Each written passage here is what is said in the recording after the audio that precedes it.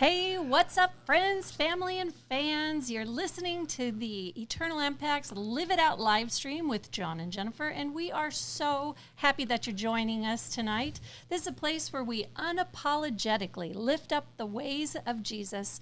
We promote grace, and we strive to learn, think, and live like Jesus Christ. We believe in a triune God who loves us, and he calls us to live out the good news where we live, work, and play. Yes. And by the way, I'm John, in case you're curious, which is John and Jennifer.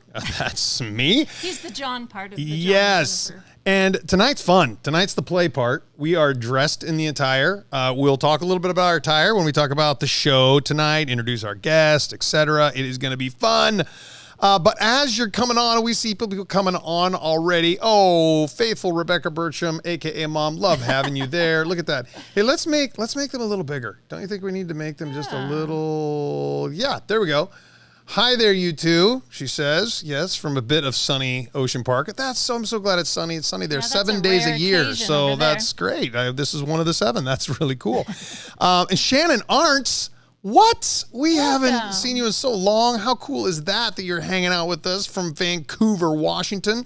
Hey, as you guys are checking in, we see, when we talk about eyeballs, we see the eyeballs, okay? In other words, our software shows us the number of people. It shows us that they're coming in live, but we don't see who they are. We don't see where they're coming from. Unless you reveal yourself. Yes, reveal yourself, you crazy people. By the way, it's so crazy because when you do these shows, these live shows, and you look and you say, oh, there was only like 40 people in that segment, or there were only whatever, and or like 4 people commenting. There's like 4 people commenting, and then a week later you're sitting talking, oh yeah, I really appreciate that thing you said about. It's like, what, you turkey? How come you did not, you were watching. Yeah, message in, comment. So if you are coming at us live from John Garrick's Facebook page, or from Eternal Impact's Facebook page, or from Jennifer Garrick's Facebook page, or profile, I guess profile, then please let us know. Let us know where you're coming from. How it works here at the Live It Out live stream with John and Jennifer is that wherever you're at, or if you're at YouTube, we're broadcasting on Eternal Impact's YouTube channel as well. We can see all your comments, even though you may not see everyone else's comments. Like if you're on Facebook and you're making a comment, the people on YouTube may not see it, but we see it. We see it all. So wherever you're coming from, that's perfect. And some people that don't know where they're coming from, like Shannon says, I don't know who I'm coming from. There's a lot of confusion. There's a lot of confusion going on in that. I mean, there might be special prayer. I think we need some counseling. Yeah, here, for the end of the night. But seriously, please take a moment if you're on YouTube, subscribe, hit that subscribe button, and hit the bell that gives you the alerts that the show will be coming. You may say, why do I want to do that? Well, I don't really know. Because the algorithm minions tell us that that's what we need to do because it grows the audience and more people have a chance. Everything that the minions tell us. That's right. Especially the new movie. We have to go to that, by the way. Yeah. I like the minions. They're fun. I do too, but I can't even remember the name. But I digress. Yeah. So make sure to put on there the subscribe. And then, of course, if you're over in YouTube and you want to follow us on Facebook, do it. Switch over if that's a platform you also use. Follow Eternal Impact, as well as John or Jennifer. We'd love to be your friend, and that would be great. So speaking of that, this show, although clearly stated in the beginning, is pretty Jesus central. I mean, we put our mission out there. We put everything that we're about, but we have friends from every walk of life. So we know that that's part of it. You're hanging out. It's like, okay, you're listening to this live. It's like, what is going on? Who are these people? It's like, hey, I went to high school with them or, whatever. But I mean, really, we have every walk of life. You are welcome here. You are loved. You are welcomed. But we will unapologetically, as we said, say that we've been changed by grace, by God's grace, and for decades, and continue to be changed by that. So everything that we do talk about in the name of the title is living out the gospel, but not just about being changed by the gospel in words, but by literally allowing the good news of God through Christ to be influencing our life, the way that we live. And so we talk about where we live, work, and play. And so we're going to do that tonight. But I just wanted to remind everyone out there as you're coming together, that is the motive and the heart of what we're doing. So again, I would encourage you, please put on there where you're coming from. And if you're just stopping by, you are at our Live It Out live stream with John and Jennifer. And please be ready tonight for questions, because in this subject matter, there's going to be questions that are coming up. Sure. So, and our guest is hungry to give you answers. We can actually see her in the green room right now on our screen. She's chomping at the bit. So honey, those aren't bits. Those are M&Ms. She's chomping on. Yeah, those are M&Ms. But anyway, we will be there. So what is going on, babes? Give it kind of the weekly update. Yeah, speaking about living it out where you live, what have we been doing? Well, we've been doing the fireworks. That was a huge success. Thank you. If any of you out there viewing contributed to that. We had a great time. It was very fun, very exhausting. We're glad it's over, but we'll do it again, I'm sure, because it was a lot of fun connecting with the community. Then we get 1 week to rest before we hop into doing family camp. We've been talking about John speaking at family camp at the Christian Renewal Center. We're going to be highlighting that 2 weeks from now. We're going to be highlighting the Christian Renewal Center. But if you're interested in family camp, check out the link in the previous show and sign up and come join us. It'd be fun to have you. Yeah, that'd be cool. And some people are asking me too about, like, is this an eternal impact family camp or whatever? But good question. Yeah, it's not. No. You want to share about what that is? Okay. Go. Well, it's Christian Renewal Center. You can look them up. Google Christian Renewal Center, just outside of Silverton. They do many family camps, and they rent their space. I think Samaritan's Purse and a bunch of others. We're using it. Yeah. Make sure to check them out at Christian Renewal Center. And it's not an eternal impact event that we produce. We're actually, Jennifer and I, she says I'm speaking. However, you did agree that you were going to be speaking at part of this. I'm not sure I did. Well, let's just say. I agreed to be present and smile. Well, I think that I signed you up for it, and then I asked you to pray about it, and you never said no. I never said anything. Well, that's not a no. That's not a no. So you're going to be sharing though. You're gonna be in. I'm sure I'll say something. Participating. You will. Jennifer. That is not my sweet spot. You know what? I know you say that, but truth be told, you really do a great job. You really do. So, okay. So that just gives you an idea what's going on there. Christian Renewal Center, all the updates that are happening, and that's it. So that's what's going on. Last but not least, the Shiloh House. We've talked a little bit about our home becoming a place for young men to have affordable housing and also a place for fellowship. That's been delayed for quite a while, and it looks like we're finally going to get to go live next week. Whoops, wrong. That was the wrong Is one. that That's funny? not funny. Yay, that's what we wanted.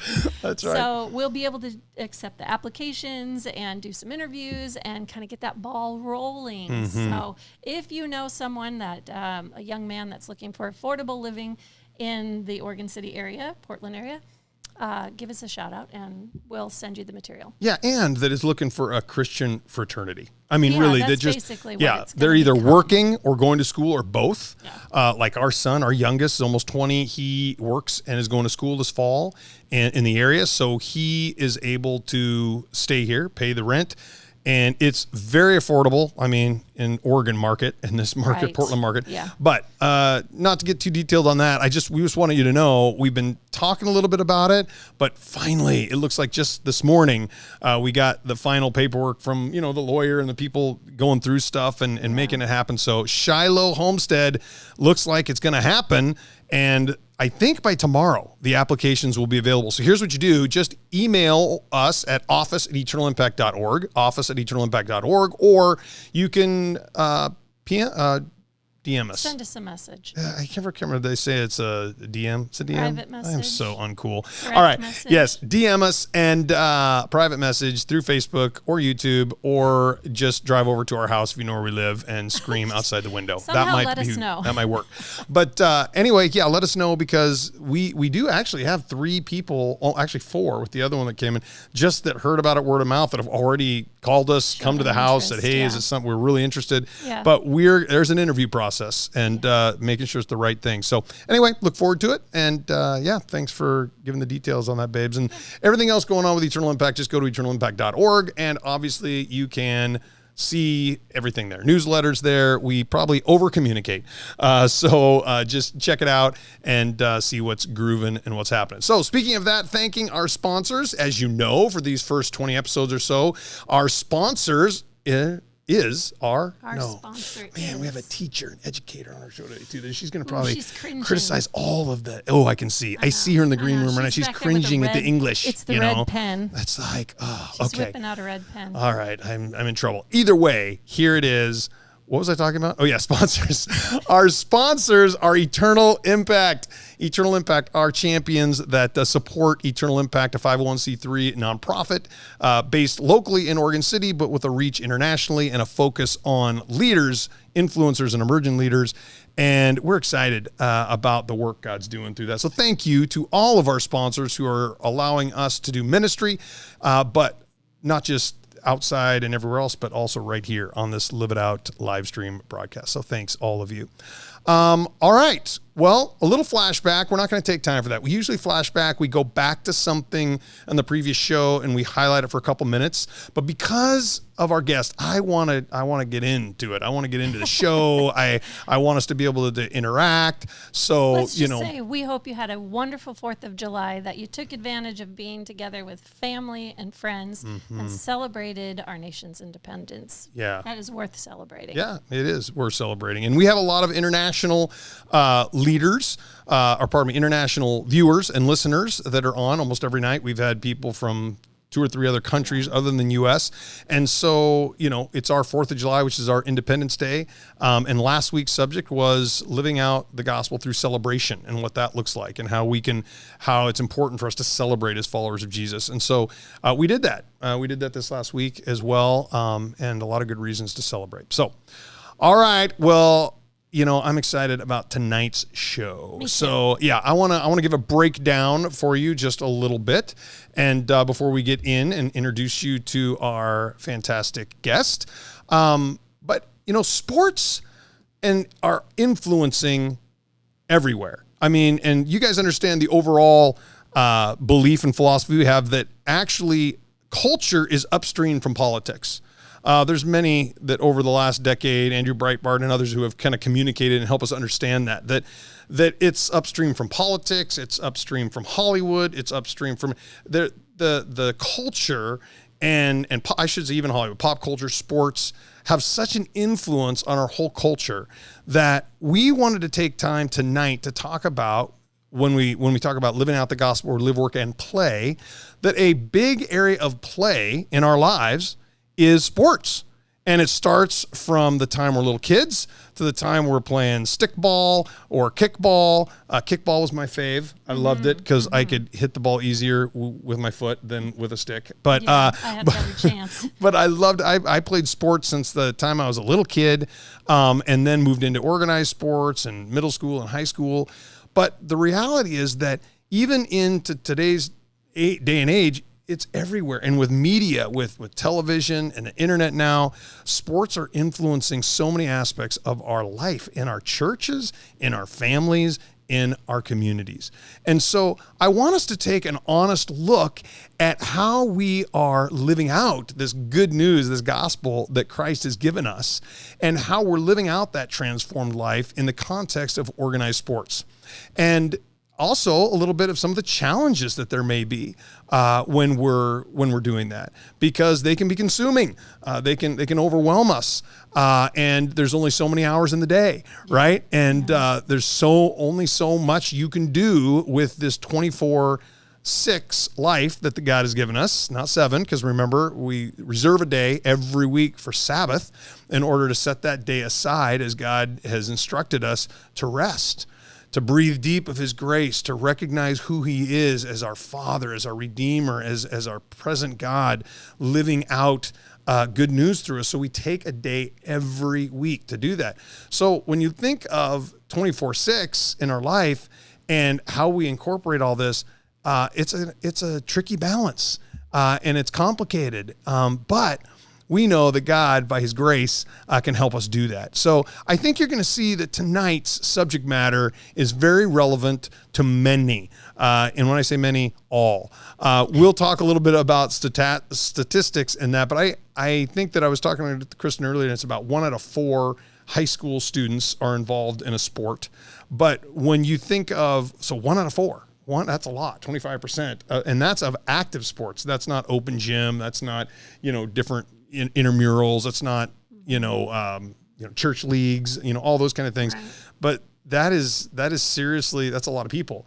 But then we also know we back up into history and we think of from the time we're children and all Little League and Pop Warner and all those kind of things.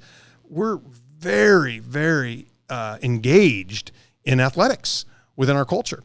So that's what I want to talk about. I will talk about some of our attire once Kristen is on here. If you haven't caught on. Yeah, if you haven't caught on to some of it. But anyway, sweetie, why don't you introduce a little bit of Kristen, and then let's get into some Q&A. Well, tonight you are going to love our guest. As we've said, Kristen is a fun and dynamic individual who has had her hand in all kinds of activities, and she leaves a good mark on everything that she touches.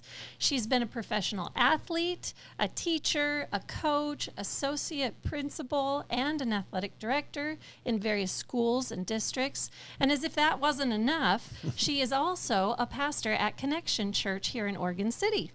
She considers all this to have been a tremendously rewarding start to her professional life. This woman can't be stopped. Recently, she accepted a position as director over the state of Oregon for Fellowship of Christian Athletes. And this has been in her sights for the last 8 years, and she's excited to join this team of leaders to influence coaches and student athletes with good news across the state and the region of Oregon. When she's not leading through FCA and Connection Church, she's spending time with her husband Michael and navigating life's adventures with their 2 preteen boys, very active ones, I'm sure. Please welcome Kristen Rott. Yay, Kristen. Hey, Hello, how are you? Applause. Oh, yeah, applause. Give her an applause. Yeah, I almost pushed the laughter. Ladies and gentlemen, please be seated. Be seated. Thank you. All right. Wow, Kristen, so fun to see Great you. to have you. This is Yeah, exciting. thanks for having me tonight. Oh, very fun. Hey, so, we were talking just a little bit in the green room, and there's a reason that when it was a very warm, hot day today that I'm in a sweatshirt.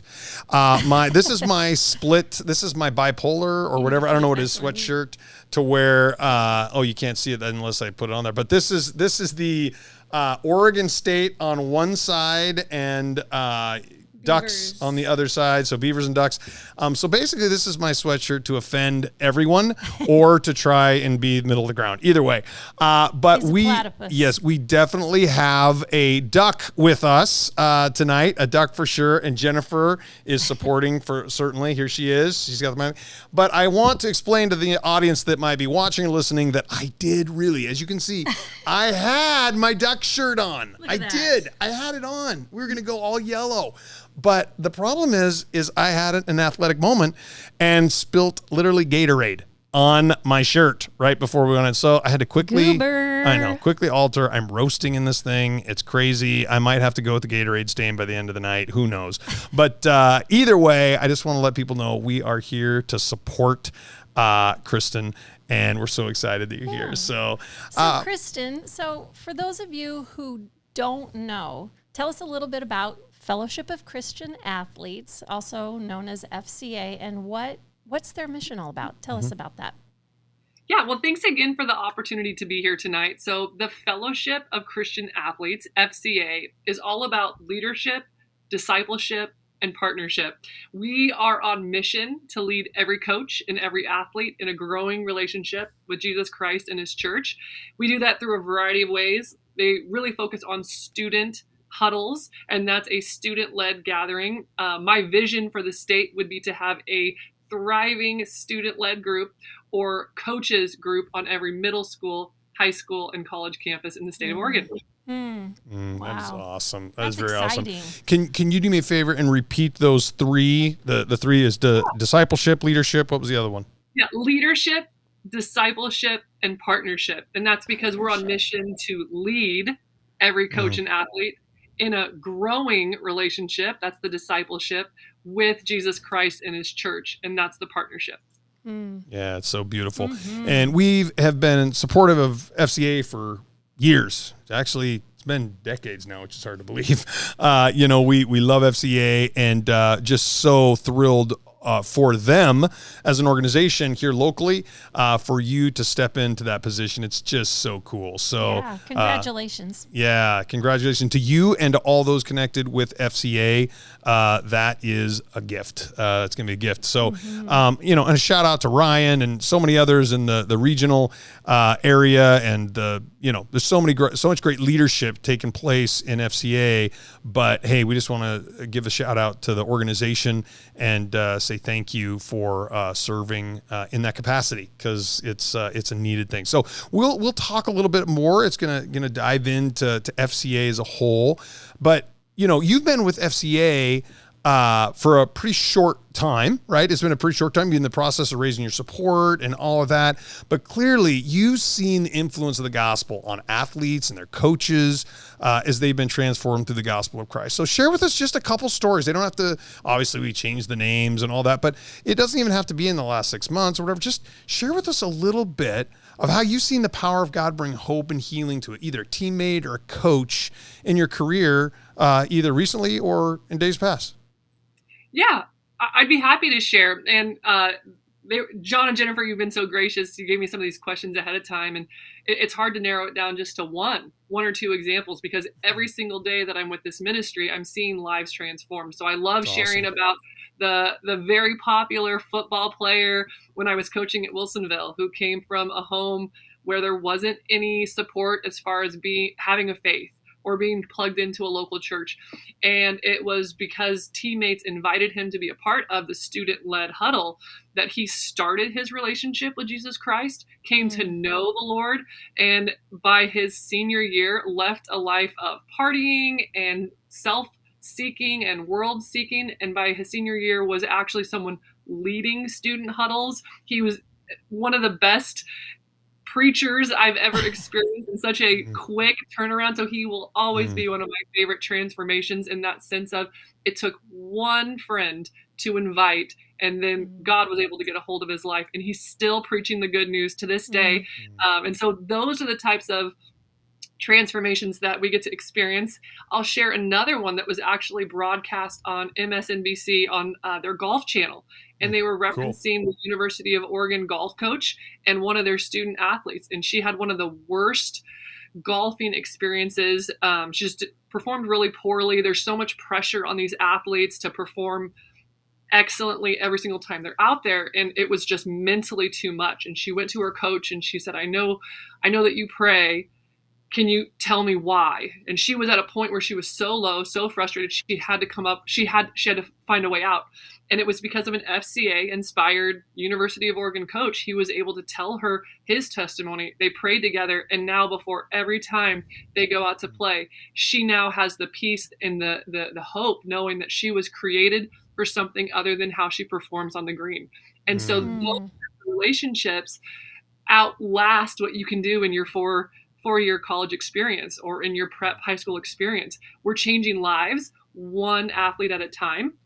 And I guess I would also share my testimony with it, which I was a prep athlete and I never experienced FCA as an athlete. My first experience was on a high school campus where I was a brand new coach and a brand new teacher, and a fellow staff member said, "Are you a believer?" And that was the first time in this environment where I had to walk in boldness and say, yes, I'm a believer. Why?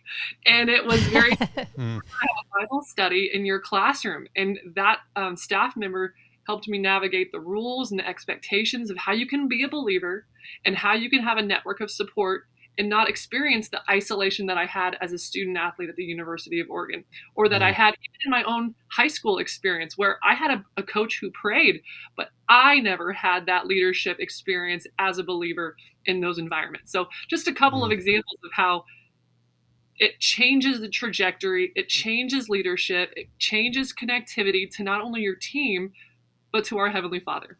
Yeah. Wow. Cool. Very cool. Yeah. I love that. And thank you for that. Yeah. I want to just point out something you said there about, it's not just about the message kind of, giving the message, but you're actually you were welcomed into a situation where you got to actually use your giftings, not just on the court, not just, in the sport, but you got to actually see God using you in a leadership role for the gospel as a player, as a young person. Did you say that was that in college that first happened? My first experience with it was as a high school coach and teacher at Wilsonville. So it wasn't until then that I got to kind of go through that experience. Wow. So really cool to think about the fact that, even it's never too late. I mean, here you've been through, a professional athlete, playing NCAA, predominantly basketball, but you've also, coached in volleyball and in other areas.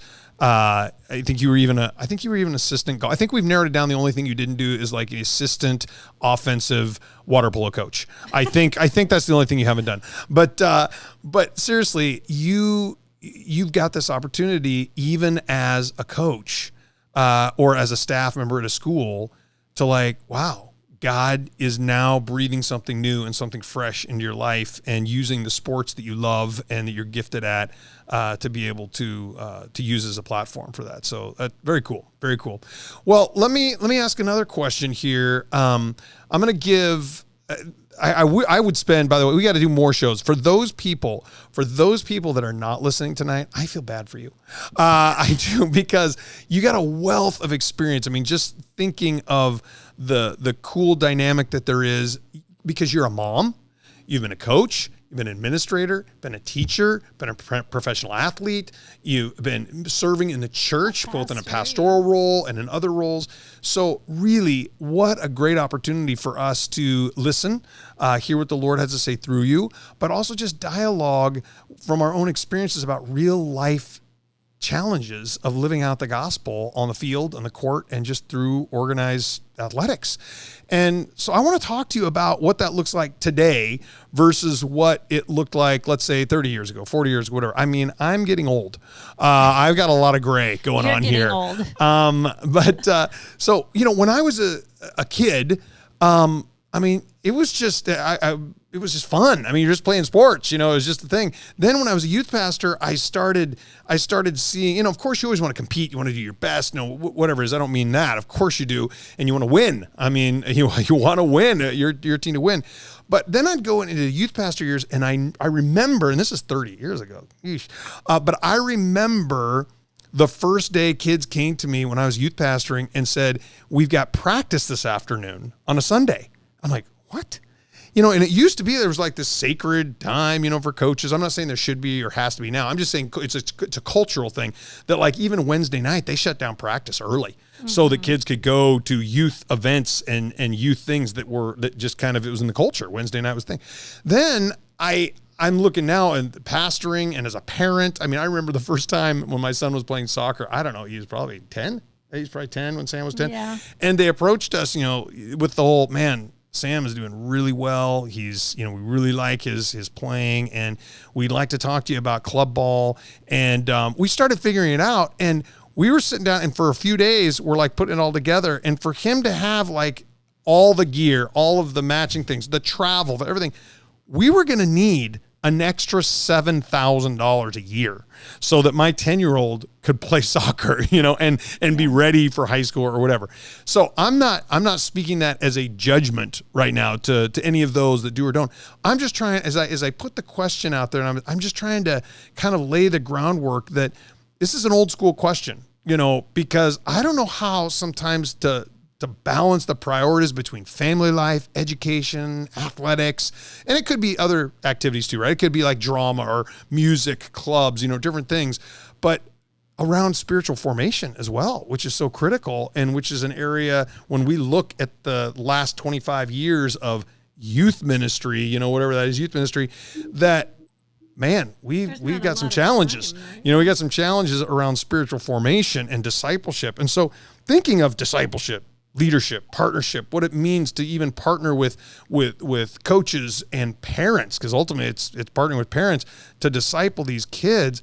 Help us know, because the pressure to perform in extraordinary levels has become the benchmark for the average athlete and leaves little room for spiritual formation, family bonding, outside of sports, spiritual formation, those kind of things. So, or just simple life outside of, the specific sport that they're playing. So let's talk about this. Is there, it's just one lone, it's our perspective. Is it just my perspective?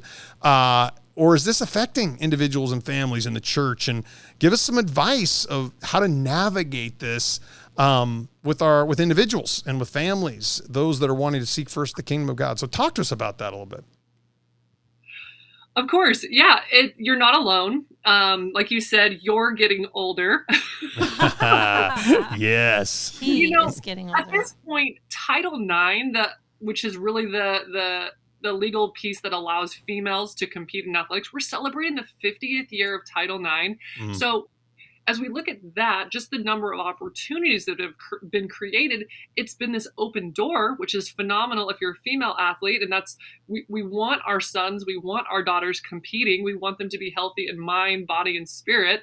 And there is pressure at an earlier age. We were chatting before this session even started on the idea of sports starting as young as 2 and 3. And really, we know that money is what's driving that. I mean, no 2 and 3-year-old is going to get an opportunity to play collegiate, like they're not passing out scholarship opportunities when they're 2 and 3. Right. And the same goes for any sport. I mean, gymnastics is probably one of the earliest sports that starts, but there is this pressure to earlier, sooner, and it's a huge money generating industry. I mean, we can't argue with that. Like you said, to be a part of a club travel team, and it's a specific type of equipment and uniform and ball and tournaments, and that's not even families traveling and hotels and lodging and food and on the road. And then you add in the time that parents are taking off of work. I mean, the expenses are astronomical. And so I can speak from my experience as a prep athlete. All of our family vacations were basketball tournaments, right? Mm-hmm. And so during the typical season, that's controlled. So a high school sports team, you have local competitors. I think of like Malala, where I've been the last 4 years. I mean, those kids were traveling as far as Madras. They have a new team in their league next year, which will be Crook County. So we're talking 3 hours. Wow. Yeah. That's on a school night. So we're building that in, and we're asking them to be academically whole, passing all their classes, and some are pursuing collegiate credits in the high school level. So we have that academic excellence, that athletic excellence. There isn't that time for family. There isn't that time for church. They have to pick and choose at a very early age what they're going to specialize in, because there is only so many hours in a day. You brought up the great point of 24/6. Well, I swear prep athletes today, their families are trying to make it 24/8. As many activities they're shoving into each and every day during the season.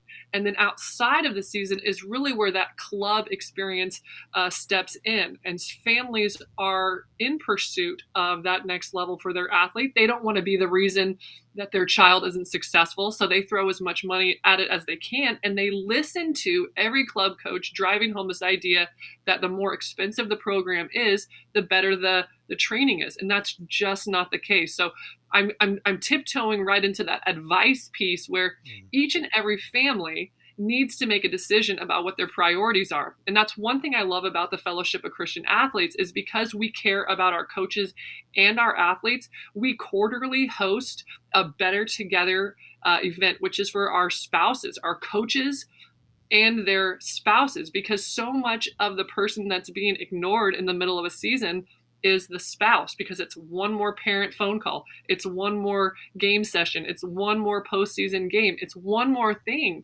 And we stop being intentional about our home as our first ministry. So we see divorce for coaches, and we see divorce for our educators, and we see divorce because we forget what we have to be intentional with. Christ first, home second, and then you start to add everything else to it. And so I remember as a prep athlete, missing Wednesday nights regularly, missing Sunday regularly, because that's when prep athletes can get gym time. That's when tournaments are. That's when competitions are available. And there's this constant pressure to push and push and push. That's what I love about FCA. So if you have a prep athlete who's doing club athletics and they're missing a Wednesday night service or they're missing a Sunday experience. And the whole point is to be in fellowship with other believers and serve and grow and be discipled. If they're missing out on that experience, FCA gets to be that bridge organization that is on our high school campuses and our middle school campuses. And we're engaging, equipping, and empowering our students and our coaches to be the culture changers of the school, where they can read the Word of God and pray together and include others and start to grow in that walk if they're not already getting it. But we all know that the home is the start. So I think it's all that idea of each family, every mom, every dad, whoever the parental figures are, you have to be intentional on what your family is going to serve and map it out and find that way of building in margin. And you know what? There's churches in every single city. So if you find yourself on the road, what a great opportunity to say, hey, we're down here at such and such, and we're going to go check out this sister or brother church, or we're going to listen to our home church online. Like, you're going to find ways to instill in your family that it's a priority. Sorry, I know, long-winded. And there's one last piece of advice I would say Bring it. As a coach, we would have, I had a student that wasn't a Christian, was a different religion, and could not attend one of our, I'm trying to remember, it was a camp or a tournament. It was a Saturday or Sunday. And it was for religious reasons. And as a highly driven athlete, I was like, well, I know where her priorities are. And as a Christian, I'm like, I wish that my family would have put our foot down back then and said, this is our priority. So you have to find that mix. And really, in a public school experience, if a kid were to tell me that they were missing practice to go to their youth group, I can't discriminate them based on their religious choices. I can't not play them because they're pursuing a religious faith or belief. And so it's always in the coaching world, in the high school realm, in the prep realm, you work with your families. And if they make those priorities, then you work with them. And those are sometimes tricky things to navigate. But I think parents, and especially like you said, more than 20 years ago, more than 30 years ago, when a coach said to do something, you just said, how high? Right. And nowadays we're realizing that the ability of a coach, there's times where there has to be that conversation and that balance, and that happen. It looks different in every single program, in every single high school, because really we're talking about educators. They want to work with kids and they want to work with families. It's the club experience is different, but again, everything's worth a conversation if it's something that you're intentional about. That's good. Yeah, that's good. So let me ask you. Thank you for that. That's really good. You talked about a goal for FCA, and we're going to end with FCA because I want to talk about how people can get connected to that and support more as a part of Fellowship of Christian Athletes. But before we go there, let's take a few minutes and let's do a hypothetical that let's talk for a moment to that parent, that athlete, that coach that doesn't have FCA yet. So let's assume that, hey, this is a great opportunity for them to connect and find out more about FCA so they could have a club in their local school. That would be amazing. But let's for a moment, because we know the reality is, what is the reality? What are the numbers like in Oregon? How many, when your goal of every middle school, every high school, every college, where are we at? Are you at 50%, 40%, 20%? Where are we at? 5%? I'd say we're closer to 10% in our state. The ceiling is so high on being able to reach every middle school, high school, and college student athlete. Okay, so let's talk about that. So let's talk to 90% of the people right now that don't have FCA yet in their corner. You're in a corner, but they're not local yet. They don't have the leadership. They don't have the people there. So let's talk about this. Kristen, you're a mom. You've been a school administrator. You've been an athlete. You've been all these things. We confess and, Live It Out Livestream. We don't have all the answers, right? We know we need God's grace, but it's a wrestling match sometimes in parenting and loving and caring and being a pastoral, shepherd leader in a local community of how we help disciple parents around this. Because what you just said is pretty powerful. If let's just say everyone's in your corner, you got a thriving FCA, you got, all this stuff.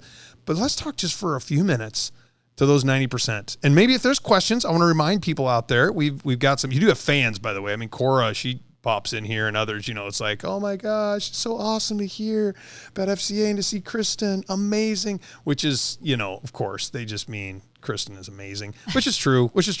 But you got fans, you got a fan base, but we don't have time to go to all the fan base out there. What I do want to say is that if there's questions, if you've got questions about this subject matter we're talking about, we only have about 10 minutes left before we wrap up our interview time with Kristen. So please send those in and we'll try and incorporate them into our time. But Kristen, talk to us about what do you think are some good first steps? Obviously, we want to seek the Lord. We want to be able to seek the Lord, but we know statistically that our kids, even if we're seeking the Lord together, they're part of a system and peer group, including those parents that aren't seeking the Lord. And that's not a judgment statement. That's just statistics. It's just what it is. And so we look at all the challenges that we're pressing up against: mental health, the breakdown of the family, all of those issues. How, as followers of Jesus Christ, as parents that are followers of Jesus Christ, with kids from preschool to college, and let's just talk for a minute. What are some steps, some advice that you just want to speak into their life right now? Kind of put your shepherding, hat on now and just speak. What do we do? Because it's really difficult. I have sat. I'll say this. I have sat across the table with high-level professional pro athletes, with NCAA athletes, and most importantly, with parents that are grieved in their soul because they don't know what to do either. And they love their kids and they want to see their kids thrive like we all do, right? But they're tough decisions and they're feeling very real pressure. Like they really don't know what to do because they want to be this good parent and they want to help their kids and do it. But yet their heart is to navigate all this while helping them love the Lord their God with all their heart, mind, and soul. So let's just take a few minutes, just speak into that dilemma that we find ourselves in. And, we're not looking to you for all the answers, but, just speak to us. What's on your heart about that? Yeah, it's a great question. And I love how you opened it, where we cover everything in prayer. And so I know that for the 90% who have teenagers, you're praying. Right. Believers and unbelievers are praying for their teenagers. And that's because those are very challenging years, especially when you're the parent. And that really is a huge part of the power of sport as well, right? Is that there's this mentor speaking into them the same things that you have been instilling in them about respect and accountability and integrity and excellence. But for some reason, when it comes from a coach, it hits different. Right? When mom says it's no big deal. When dad says it's they blow it off. But when a coach says it, or when a team captain says it, or a teacher that they really value and trust, it has a different weight. And so I love the way you framed it, which is parents as partners. So if I'm that parent at home and I am praying and interceding for my teenager, which I do every Saturday, even though they're preteen, I know that day is coming and we're stockpiling food. Prepare yourself. Just get another freezer and put it on the back porch. Is the two places that I would look. Obviously, I work for FCA and there's something that I wish I would have had. So you can simply go on FCA and you can see highlight videos, reels, information. You can get connected with a local rep. That's a great place to start. Another way to start is to actually look up if your child's school has this as a student-led club. So every public high school, so I can speak from that because that's a really straightforward and easy one, is that if you go on, let's say Oregon City, for example, if you go on their website under students, they list all their clubs that they offer. So you're going to see Future Business Leaders of America and Thespians and Band and Art. Our clubs are all there. So you're going to see FCA or not. So if you have FCA, Fellowship of Christian Athletes, which Oregon City does, awesome huddle, doing great things, they have volunteers. They have FCA staff support. That's an existing huddle. But to start a huddle, if you don't have it, we ask for 5 things. Because everything is sports, you have to have a starting 5. You have to have students, an on-staff person of that school. That could be a teacher who's a believer or not, because they're not leading prayer, they're not leading group sessions, they're supervising the space. That's what they have to have a student club. We ask for praying parents And so that means they're covering that huddle in prayer before it gets started. They are potentially volunteering to drop off pizzas or donuts or just to help spread the word. So praying parents, we ask for an FCA staff member. And here's the piece I love, which is a church partnership. So it helps to have that church partnership. You can have multiple church partnerships, and those are individuals that you can invite a youth pastor in to speak. You can have guest speakers. Obviously, COVID slowed that process down, but those starting 5 is all you need. So you can reach out to, like I said, an FCA staff person, and you can find all that on our FCA org page, depending on your geographical location. But obviously, you have this tonight, and if you reach out to me, I can help you get plugged in with the FCA staff for your region. But those are really the two ways. Cool. Head to FCA, head to your local school, and then be a part of it. Yeah, that's good. Yeah, okay, so we got that. Jennifer is going to be posting onto the thread both on YouTube as well as in Facebook, Kristen's website for FCA. And what we're putting on there are two things. One, we're mainly putting Kristen's site on there. It's FCA/something, Kristen Rott or whatever. But the reality is that you can support Kristen that way by going directly there. You can support the work that she's doing, but you can also just go to the next spot. If you're like in Kentucky and you want to find out more about FCA, just go to the fca.org. I think it's fca.org, right? And you just take off that last part, and you guys are all savvy. You know what to do. If you're on a live stream, you know how to delete it and put that URL in there. So check that out. Great advice. You kind of got into the next question I was asked. Is just she keeps answering my questions before I even ask them. She's good. so efficient. She's good. I do have a question. She's though. a teacher. Okay, so obviously it is a delicate dance with being too bold with your faith as a coach and in the schools and stuff. How do you handle helping coaches navigate that difficult dance? That's a great question. And that's really what my biggest holdup was to start as well, is how do you navigate it? And so what I love is that most coach or staff huddles that we were able to have are held on campus, but they're before or after contract time. It's nice to have a Supreme Court case like Kennedy versus Bremerton, where the Supreme Court says they can't limit your freedom of speech, which is a huge change, because the whole idea when you're on campus, you represent that school district, and you do have limits on your freedom of speech and your freedom of religion. And this Supreme Court overrule is going to open up a lot of doors.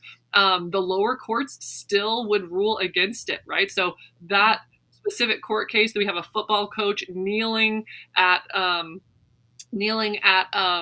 midfield before games or after games. There's a handful of court cases that would say why he can't do it, but he stayed firm and pressed through it, and the Supreme Court actually allowed that to happen. So my piece would be is pray about it and walk through it, and I would talk to staff about how to navigate it. But then I'd also say, let FCA be your boldness. You can support it in a variety of ways. We always look for support through time and talent and treasure. But be on our team and promote it, and let us be the spokesperson so that you can continue to be the professional that you are, the educator, the IA, the administrator, the district office representative. You can be those things. You can support us in a variety of ways, knowing that you're reaching the lost, knowing that you have religious freedoms, and let us be that bridge, that value-added bridge for you.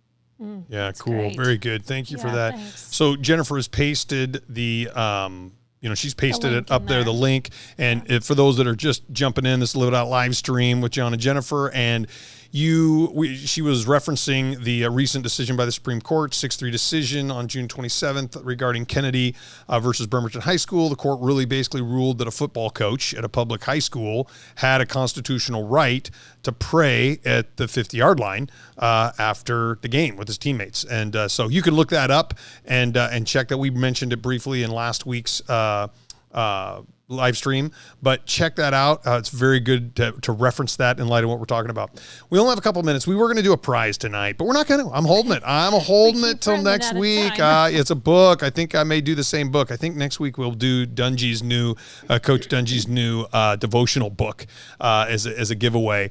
And I'll tell you what, I'll give you the question now, and you can answer it next week. I think I want to know if you can tell us in the thread next week. We're going to ask the question. So I'm giving all that are listening this week a heads up.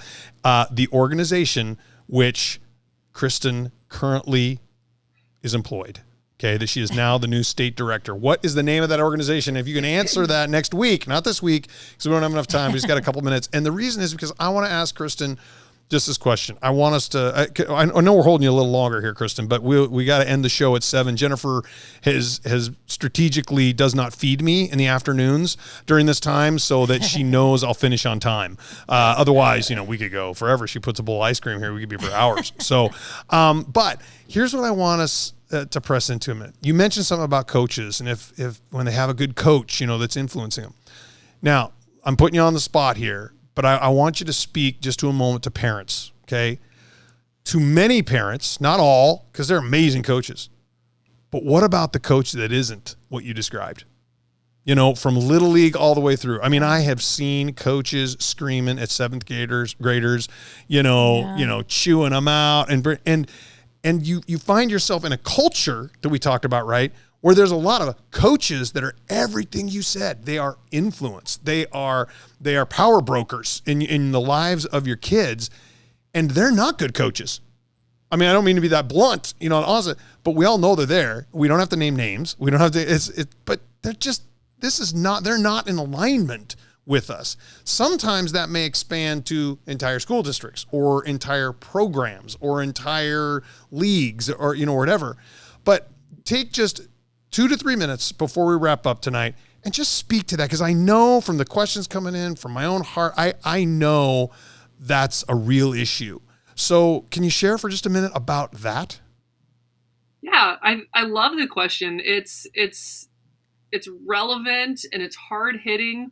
And I wish I could say this to very specific coaches sometimes, but to act like I'm perfect and I never made mistakes as a coach would be a lie too. So I'll answer the question in 2 ways. So when I first took the position as an associate principal and athletic director at Malala High School, my principal at the time looked me in the eye and said, "There's nothing in this profession worth sacrificing your integrity for." Mm. Good. And it really hit home because I had been pursuing the administrative level as an educator for a handful of years.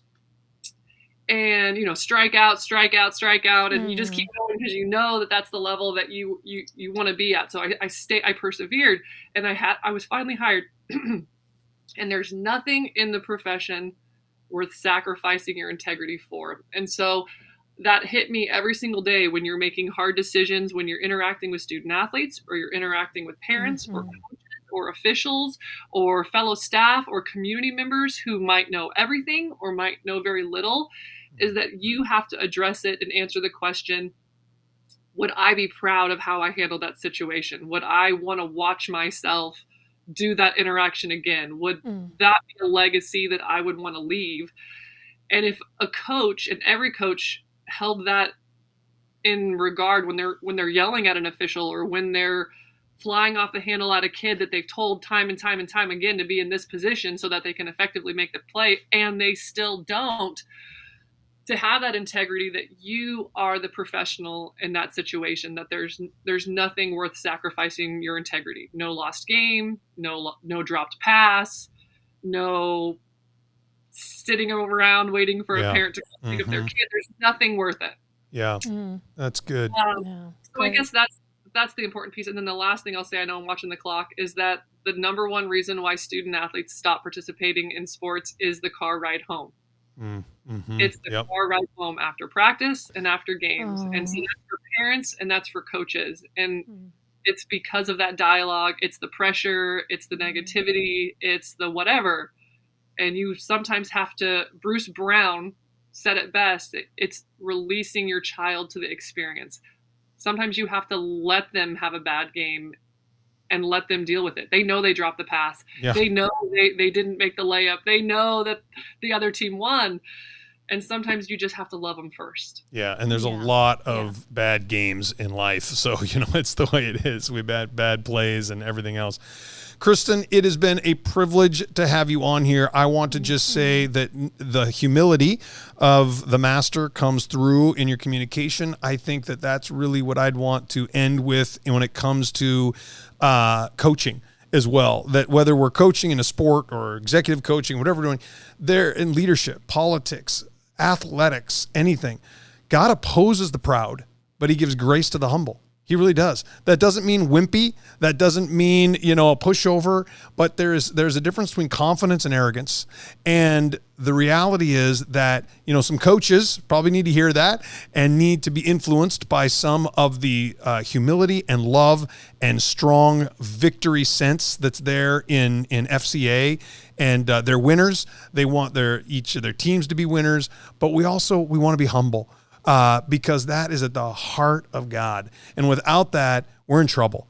We are in trouble in every aspect of our leadership. So especially as coaches, whether it's little league or collegiate or pro. So I know some of the great coaches that I revere are just that powerful, strong leaders, but humble. And they know the heart of humility, and they let that live through them. So I hear that living through you as well. And I just want to say thank you so much for being with us tonight. Yeah, it's been fun. A privilege. And hey, we'll bring this conversation more. This is going to be a full-on show. We're going to do one on humility coming up, but we're going to do it more on this area because I get comments and questions about all the time about how to navigate this as parents. So check out Kristen at FCA. Her link is on there, both on YouTube and Facebook. And again, sister, just a thrill to have you with us. So thank you. It was a pleasure. Thank you so much for having me. All right. Blessings to you. Well, so cool. Thank you, Kristen. Thank you, everyone, for being a part of this. We got to roll this up. We got to wrap it up. I can't believe we missed dad jokes. We had so much going on, but should we give them one? Can we give one dad joke? Give them one. Send them on their way laughing. Which one should I do? I'll do one of my dad jokes. Okay. I accidentally drank holy water with my laxative. Oh, man. Yeah, I'm about to start a religious movement. That's terrible. Oh my gosh, but that's a good one. Oh, that's a good one. That is a good one. All right, that one's probably not, is that one okay for live? Probably not, but who cares? It's fun. It's a fun one. All right, well, listen, you are loved, each and every person. Please know that as you are listening tonight, and we want to remind you, as we do each week, Live It Out, people, that we thank you for being with us. But until next time, friends, we genuinely pray that the joy of life and the gift of his grace will be tangible in and through you as you live it out. We'll talk to you next week. See ya.